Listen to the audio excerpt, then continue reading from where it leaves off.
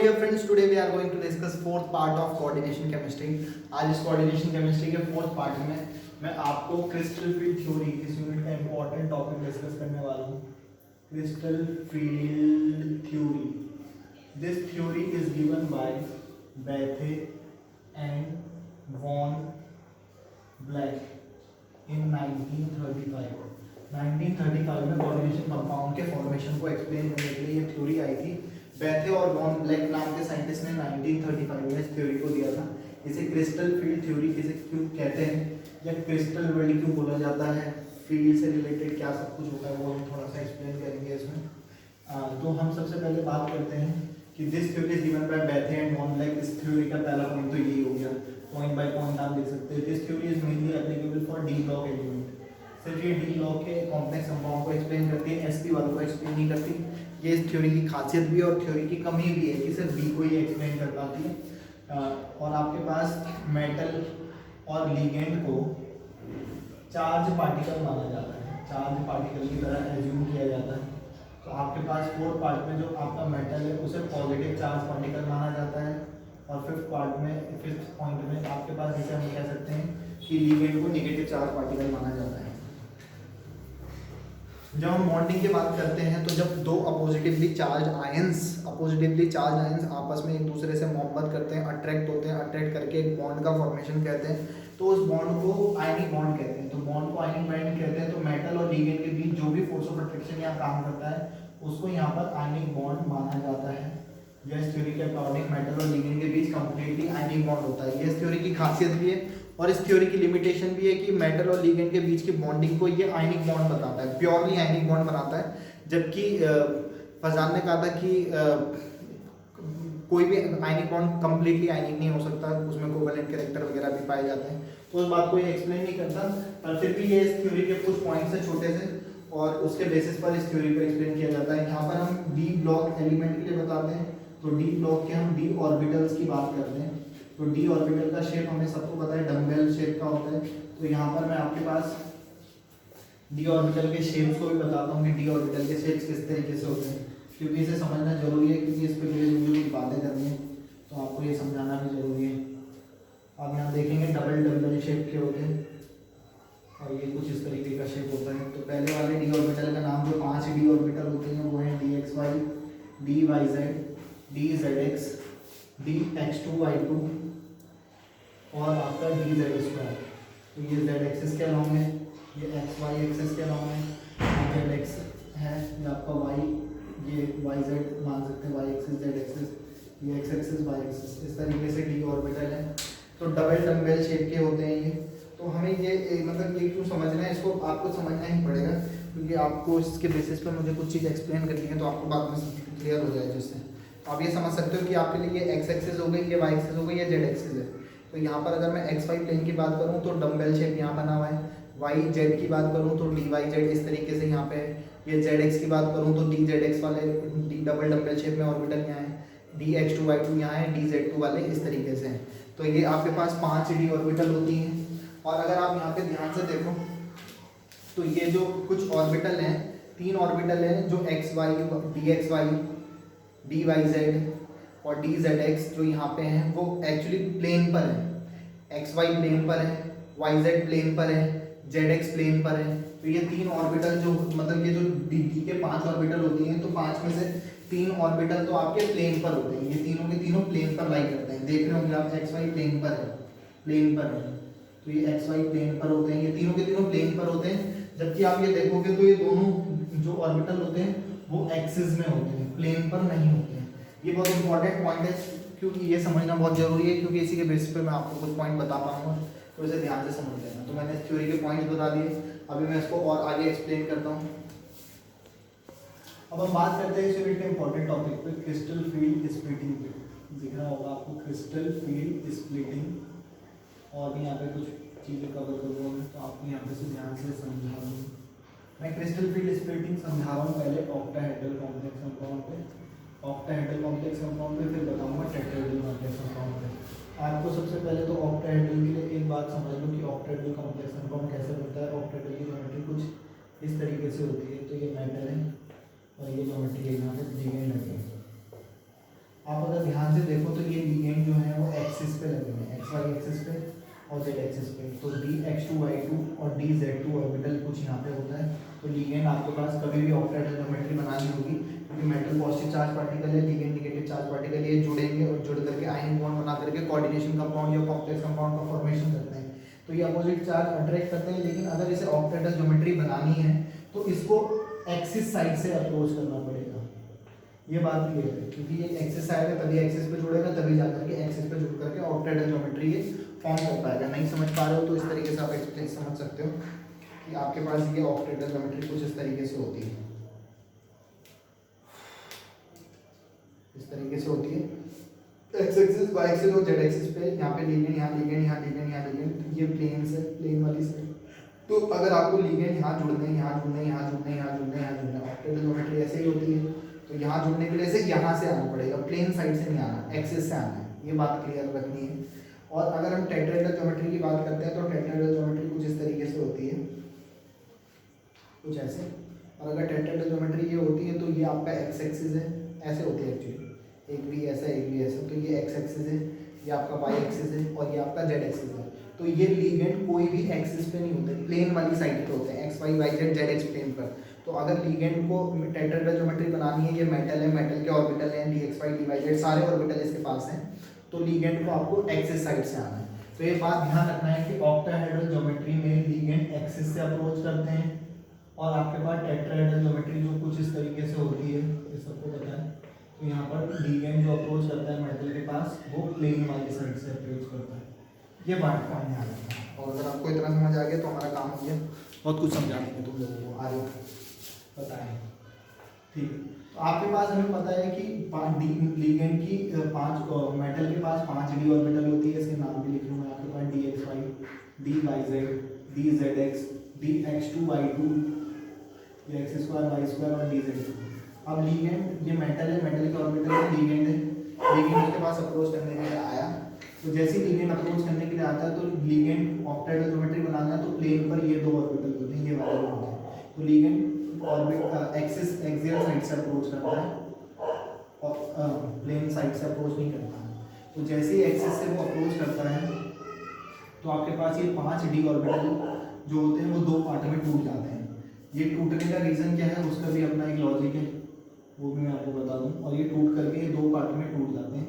इसी चीज़ को D orbital का 2 एनर्जी लेवल्स पर टूट जाना, इसको क्रिस्टल फील्ड स्प्लिटिंग। आप इसको इस तरीके से भी समझ सकते हो कि जब कोई कन्या आई, किसी के पास 5 लड़के रोड साइड होंगे खड़े थे, तो अगर वो गलती से किसी 2 की फ्रेंड्स निकल गई अच्छी वाली, तो उनकी एनर्जी बहुत बढ़ गई और बाकी की बेइज्जती हो गई और उनकी एनर्जी कम हो गई। बेइज्जती हो गई तो ये प्लेन वालों की बेइज्जती हो गई, तो ये वाले नीचे 3 ऑर्बिटल और 2 ऑर्बिटल एक साथ ऊपर चले जाते हैं, इस तरीके से स्प्लिटिंग हो जाती है। तो यहाँ पे पहली बात तो ये एक्सिस वालों से क्यों अप्रोच किया, देखो क्या होता है कि लिगेंड है, लिगेंड हमें पता है नेगेटिव चार्ज पार्टिकल है, तो डी ऑर्बिटल जो होते हैं मेटल के वो सारे के सारे खाली नहीं होते, उन पे भी इलेक्ट्रॉन होते ही हैं। चाहे आप कोई सा एग्जांपल ले लेना, तो डी ऑर्बिटल सारे खाली नहीं होते, उनमें भी कुछ ना कुछ इलेक्ट्रॉन्स होते हैं। यहाँ पर भी इलेक्ट्रॉन्स होते हैं, तो कहीं ना कहीं यहाँ पे भी होते ही हैं और यहाँ पर भी इलेक्ट्रॉन्स होते हैं। तो इलेक्ट्रॉन होने की वजह से ये इलेक्ट्रॉन इलेक्ट्रॉन के बीच रिपल्शन होते हैं, रिपल्शन होने की वजह से इनकी एनर्जी बढ़ जाती है और इनकी एनर्जी कम हो जाती है। ये तो था क्रिस्टल फील्ड स्प्लिटिंग। और यहाँ पर से इस गैप को डेल ओ से, ओ का मतलब ऑक्टाहेड्रल है, इसी को कहते हैं crystal field splitting energy for octahedral complex. अगर हम टेट्राहेड्रल की बात करें तो डी ऑर्बिटल 5 डी ऑर्बिटल होती हैं, ये प्लेन वाले हैं, DXY DYZ DZX DX2Y2 DZ2। तो हमें पता है टेट्राहेड्रल ज्योमेट्री में लिगेंड जब आएगा, क्योंकि लिगेंड नेगेटिव चार्ज पार्टिकल है, मेटल पॉजिटिव चार्ज पार्टिकल है, दोनों एक दूसरे को अट्रैक्ट करेंगे, आयनिक बॉन्ड बना करके कॉम्बिनेशन कंपाउंड या कॉम्प्लेक्स कंपाउंड बनाएंगे। तो जब लिगेंड अप्रोच करता है तो प्लेन वाली साइड से अप्रोच करता है, और जब प्लेन वाली साइड से अप्रोच करता है तो प्लेन वालों में रिपल्शन होता है, रिपल्शन की वजह से उनकी एनर्जी बढ़ जाती है और बाकियों की बेइज्जती हो जाती है, उनकी एनर्जी कम हो जाती है। तो DX2Y2 और DZ2 की एनर्जी कम, DXY DYZ और DZX की एनर्जी ज़्यादा हो जाती है। और इस गैप को crystal field splitting energy in del t या डेल टेट्राहेड्रल भी कह सकते हैं, डेल टी से डिनोट करते हैं क्रिस्टल फील्ड स्प्लिटिंग एनर्जी। मैं आपको यहाँ पे, क्योंकि मुझे एक पॉइंट बाद में एक्सप्लेन करूँगा, तो आप हमेशा ध्यान रखना कि ऑक्टाहेड्रल की एनर्जी टेट्राहेड्रल की एनर्जी से ऑलमोस्ट दुगनी होती है, ये इनका रिलेशनशिप है। 4 2 8 होता है तो 2 पॉइंट समथिंग होगा ये। तो टेट्राहेड्रल की एनर्जी जितनी भी होगी ऑक्टाहेड्रल की, ये जो ये crystal field splitting for octahedral del o की एनर्जी ऑलमोस्ट टेट्राहेड्रल से डबल होगी। अगर टेट्राहेड्रल ऑक्टाहेड्रल ऐसे टूटता है T2G और EG, हाँ जो 3 ऑर्बिटल नीचे होते हैं इन्हें T2G कहते हैं ट्रिपलेट, और 2 ऑर्बिटल को डबलेट EG, और ये EG नीचे होते हैं और T2G ट्रिपलेट वाले ऊपर, 3 एक साथ होते हैं। ऑक्टाहेड्रल में ऐसा तो टेट्राहेड्रल में ऐसा होगा, तो इनका गैप हमेशा इसका गैप और टेट्राहेड्रल वालों से ऑलमोस्ट डबल होता है, क्योंकि इनके एनर्जी के बीच का रिलेशनशिप कुछ इस तरीके से होता है। ये भी पॉइंट कभी बाद में काम करेगा, तो इस बात का ध्यान रखना। तो यही क्रिस्टल फील्ड स्प्लिटिंग एनर्जी है। क्रिस्टल फील्ड स्प्लिटिंग वाला कॉन्सेप्ट है, लिगेंड क्यों अप्रोच किया, कैसे अप्रोच किया, बढ़ती घटती क्यों है, क्या है, वो सब मैंने आपको एक्सप्लेन किया है। तो वो आपको समझ आया होगा। कोई भी डाउट होता तो आप लोग मुझसे पूछ सकते हो। फिलहाल अभी और नेक्स्ट टॉपिक पे मैं आगे बढ़ता हूँ। हेलो डियर फ्रेंड्स, मैं अभी आपको डिस्कस करता हूँ हाई स्पिन और लो स्पिन पे। मैं यहाँ पे आपके 2-3 टॉपिक कवर करने वाला हूँ। तो हाई स्पिन और लो स्पिन किसे कहते हैं, कैसे CFD के अकॉर्डिंग हम देखते हैं, और सबसे इंपॉर्टेंट टॉपिक ये वाला टॉपिक कवर करूँगा, जॉन टेलर डिस्टॉर्शन क्या होता है। तो आप इस वीडियो को ध्यान से समझना, इस पॉइंट को ध्यान से सुनना समझना। तो आपके पास सपोज आपको पता चल गया होगा कि CFD के अकॉर्डिंग डी ऑर्बिटल 5 ऐसे नहीं होते, ऑक्टाहेड्रल में ऐसे होते हैं और टेट्राहेड्रल में ऐसे होते हैं। तो ऑक्टाहेड्रल में इस तरीके से 3 नीचे और 2 ऊपर होते हैं। तो वहाँ इलेक्ट्रॉन्स की फिलिंग कैसे करी जाती है। तो अगर डी में 1 इलेक्ट्रॉन है तो आप ऐसे ही भरोगे lower energy level, side energy level पर T2 और D2 में तो आप इस तरीके से भरोगे। 1 2 दिख रहा होगा आपको, 1 2 3, ये ऑर्बिटल गोले गोले बनाने की जरूरत नहीं। अब ये D4 की बारी है, तो 1 2 3 और ये 4th वाला ऊपर, क्योंकि मैं यहाँ हाई स्पिन भर रहा हूँ तो नीचे ही भर देता तो लो स्पिन हो जाता, ऊपर की तरफ भरा है तो हाई स्पिन। अब ये 3 ऑर्बिटल दिखाया मैंने, 1 2 3 4 और 5, ऊपर की तरफ भरा है तो हाई स्पिन, और अगर नीचे की तरफ भरा होता तो 1 2 3 और हुंड के अकॉर्डिंग नीचे भर तो रहे, लेकिन यहाँ पे पहले पेयरिंग करा देते हैं। लेकिन हमें पता है 5 ऑर्बिटल है तो हम पहले सिंगल सिंगल भरते हैं उस तरीके से, तो हाई स्पिन। और अगर हुंड रूल को फॉलो नहीं करते, पेयरिंग कराने लगते हैं हम, तो वो लो स्पिन कॉम्प्लेक्स होता है, जैसा BBT में भी कभी हम समझते थे। और अगर ये लो स्पिन बनाना है तो 1 2 3 4 5, 1 2 3 4 5 और फिर जा करके 6 पेयरिंग। और यहाँ करेंगे लो स्पिन में तो 1 2 3 नीचे ही भर देंगे, 4 5 6 इस तरीके से। D7 की बात करें तो 1 2 3 4 5 6 7, लो स्पिन बनेंगे तो 1 2 3 4 5 6 और यहाँ जा करके 7। D8 की बात करें तो 1 2 3 4 5 6 7 8, और अगर मैं इसमें ऐसे लो स्पिन भी बनाता है इसका, तो आप देखते हो 1 2 3 4 5 6 7 और 8 सेम टू सेम ऐसे ही बनता। तो D8 में कोई हाई स्पिन लो स्पिन नहीं होता। अगर मैं इसका लो स्पिन भी बनाता तो भी ऐसे ही बनता। तो D1 से D3 तक, D1 से D3 तक no high spin no low spin. High spin low spin का अपने यहाँ पे कोई मतलब ही नहीं है। D4 से D7 तक हाई स्पिन और लो स्पिन बनते हैं, ये बात ध्यान रखना। D8 से लेकर के D9 भी भरोगे 1 2 3 4 5 6 7 8 और 9, लो स्पिन में भी बढ़ते 1 2 3 4 5 6 फिर 8 9, इस तरीके से 1 2 3 4 5 6 7 8 और 9। D10 भी भरोगे तो हाई स्पिन लो स्पिन एक जैसे ही बनते हैं। तो यहाँ पर भी हाई स्पिन लो स्पिन का कोई मतलब नहीं होता। हमेशा D4 से लेकर के D7 तक वाले ही सिस्टम में हाई स्पिन और लो स्पिन का अपने आप में कोई मीनिंग है, अदरवाइज कोई मतलब नहीं है किसी भी चीज़ का। तो इस तरीके से हाई स्पिन और लो स्पिन भरते हैं। हाई स्पिन और लो स्पिन इस तरीके से फिलिंग करी जाती है। तो ये तो आपको समझ आया होगा कि अगर आपके पास एक्चुअली क्या होता है, हाई स्पिन लो स्पिन का रीज़न क्या होता है कि आपके पास ये ऐसे थे, अगर ये एनर्जी गैप ज़्यादा होता है, तो एनर्जी गैप ज़्यादा होता है तो ऑपबाउंड ने कहा था लोअर से हाई में बढ़ते हैं तो नीचे ही भर जाते हैं। और अगर इनकी एनर्जी ऑलमोस्ट सेम होती है, ये गैप कम होता है, तो पहले ऊपर भरते हैं, मतलब सिंगल सिंगल करके हम रूल को फॉलो करते हुए भरते हैं। अदरवाइज ये गैप ज़्यादा हुआ तो पहले ही नीचे भर जाएंगे, और नीचे भर जाएंगे तो लो स्पिन, ऊपर भर के भरते हैं तो high spin. Outer orbital complex compound कभी आप लोगों ने पढ़े होंगे VBT के अकॉर्डिंग, तो वो आपके हाई स्पिन होते हैं, और जो पेयरिंग करा करके बनते थे वो लो स्पिन होते हैं। वैसे ही लॉजिक यहाँ पर भी चलता है। तो वही कॉन्सेप्ट है, बट VBT थोड़ा अलग है, तो ये CFD थोड़ा अपने पॉइंट ऑफ व्यू के अकॉर्डिंग आपको एक्सप्लेन करता है। मैं यहाँ पर इसी के अकॉर्डिंग आपको ये जॉन टेलर डिस्टॉर्शन भी कवर कर लेता हूँ। अच्छा, टेट्राहेड्रल कॉम्प्लेक्स कंपाउंड में ये गैप पहले से ही बहुत कम होता है, तो ये हमेशा हाई स्पिन बनाते हैं, लो स्पिन कभी नहीं बनाते। इसलिए हम टेट्राहेड्रल कॉम्प्लेक्स कंपाउंड में हाई स्पिन लो स्पिन की कभी बात ही नहीं करते, क्योंकि tetrahedral complex always forms high spin. क्योंकि मैं कभी 5 पॉइंट बताऊंगा निचोड़ करके पूरी कोऑर्डिनेशन केमिस्ट्री को, तो वो काफ़ी सारी चीज़ें कवर करेगी। उसका भी एक पॉइंट यही है कि टेट्राहेड्रल हमेशा हाई स्पिन बनाते हैं, लो स्पिन नहीं बनाते हैं। अब जॉन टेलर डिस्टॉर्शन ने ये देखा कि आपके पास ऑक्टाहेड्रल ज्योमेट्री है, यहाँ पे ध्यान से समझना, मैं यहीं पे इस टॉपिक को कवर कर रहा हूँ तो ध्यान से सुन लें, आओ सीखें।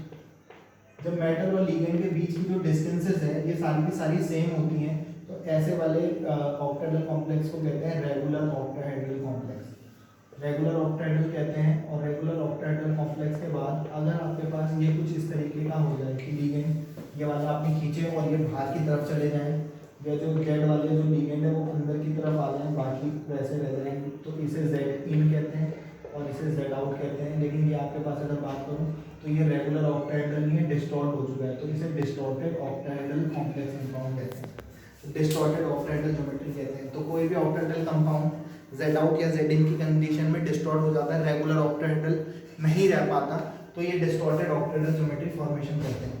तो ये डिस्टॉर्ट क्यों करते हैं अपनी ज्योमेट्री, इसको उसका एक्सप्लेनेशन समझाता है जॉन और टेलर, दो साइंटिस्ट ने दिया था, और जॉन टेलर डिस्टॉर्शन के नाम से कहा जाता है। तो इनका बस एक ही पॉइंट है कि अगर आपके पास ये जो T2G ऑर्बिटल है, T2G ऑर्बिटल अगर अनसिमेट्रिकली फिल्ड होते हैं, T2G का सिमेट्रिकली फिल्ड होने का क्या मतलब है, तीन ऑर्बिटल हैं, या तो ये खाली रहे या फिर ये हाफ फिल्ड रहे या नीचे वाले फुल फिल्ड रहे, तो ये सिमेट्रिकली फिल्ड है, अदरवाइज ये अनसिमेट्रिकली फिल्ड है। तो अगर T2G अनसिमेट्रिकली फिल्ड होता है जिसे इलेक्ट्रॉनिकली ट्रिपली डीजनरेट भी कहते हैं, EG अगर अनसिमेट्रिकली फिल्ड होता है जिसे इलेक्ट्रॉनिकली डबली डीजनरेट भी कहते हैं, और T2G और EG दोनों के दोनों एक साथ सिमेट्रिकली फिल्ड होते हैं तो उसे नॉन डीजनरेट कंडीशन भी कहते हैं। तो अगर T2G या EG अनसिमेट्रिकली फिल्ड होते हैं तो जॉन टेलर डिस्टॉर्शन होता है, मतलब मॉलिक्यूल का जो कॉम्प्लेक्स कंपाउंड है उसकी ज्योमेट्री ने डिस्टॉर्ट करना है, रेगुलर ऑक्टाहेड्रल नहीं रहेगी, वो ऐसे या सिंपली डिस्टॉर्टेड ऑक्टाहेड्रल ज्योमेट्री रहने वाली है। तो T2G अगर अनसिमेट्रिकली फिल्ड होता है तो डिस्टॉर्शन होता है लेकिन कम अमाउंट में होता है, और EG अनसिमेट्रिकली फिल्ड होता है तो जॉन टेलर डिस्टॉर्शन होता है और उछल उछल के होता है, हाई अमाउंट में होता है। तो अगर EG अनसिमेट्रिकली फिल्ड होता है तो जॉन टेलर डिस्टॉर्शन बहुत ज़्यादा हाई अमाउंट में होता है। उसका भी अपना रीज़न है, क्योंकि आप ऑक्टाहेड्रल में देखते हो ये DH2I2 और ये DZ2 वाले ऑर्बिटल थे, और यही आपके कौन से थे, EG ऑर्बिटल होते हैं, और EG ऑर्बिटल में ही लिगेंड डायरेक्टली अटैच होता है प्लेन वालों साइड से, DXY DYZ DZX से नहीं होता। तो अगर यहाँ पर अनसिमेट्रिकली फिल्ड होती हैं इलेक्ट्रॉन के अरेंजमेंट EG वाले ऑर्बिटल में, DH2I2 और DZ2 वाले में, ऊपर वालों में, तो डिस्टॉर्शन ज़्यादा अमाउंट में होता है, ये रीज़न भी है। तो मैं अभी अगर आप यहाँ देखो तो ये T2G जो है वो अनसिमेट्रिकली फिल्ड है, तो यहाँ पर जॉन टेलर डिस्टॉर्शन होगा लेकिन लो अमाउंट में, यहाँ पर जॉन टेलर डिस्टॉर्शन होगा लो अमाउंट में। ये सिमेट्रिकली फील्ड है, ये भी सिमेट्रिकली फील्ड है, तो जॉन टेलर डिस्टॉर्शन नहीं होगा, नो JTD। यहाँ पर देखें तो यहाँ पर ये T2G अनसिमेट्रिकली फील्ड है, हाफ फील्ड है, जबकि यहाँ पर देखें तो EG अनसिमेट्रिकली फील्ड है, अनसिमेट्रिकली फील्ड है तो जॉन टेलर डिस्टॉर्शन होगा और हाई अमाउंट में होगा। अगर यहाँ देखें तो जॉन टेलर डिस्टॉर्शन होगा और लो अमाउंट में होगा। तो मैंने आपको बेसिक कॉन्सेप्ट बता दिया है कि अगर T2G अनसिमेट्रिकली फील्ड होते हैं तो जॉन टेलर डिस्टॉर्शंस होते हैं लेकिन कम अमाउंट में, EG अनसिमेट्रिकली फील्ड होते हैं तो हाई अमाउंट में, और अगर T2G और EG दोनों के दोनों सिमेट्रिकली फील्ड हैं तो कोई भी डिस्टॉर्शन मॉलिक्यूल की ज्योमेट्री में नहीं होता। यही इसने पूरी थ्योरी में एक्सप्लेन किया है। तो मैंने हाई स्पिन लो स्पिन को कवर कराया है, जॉन टेलर डिस्टॉर्शन को कवर करवाया है, इससे पहले crystal field splitting crystal field theory पे बात करी है।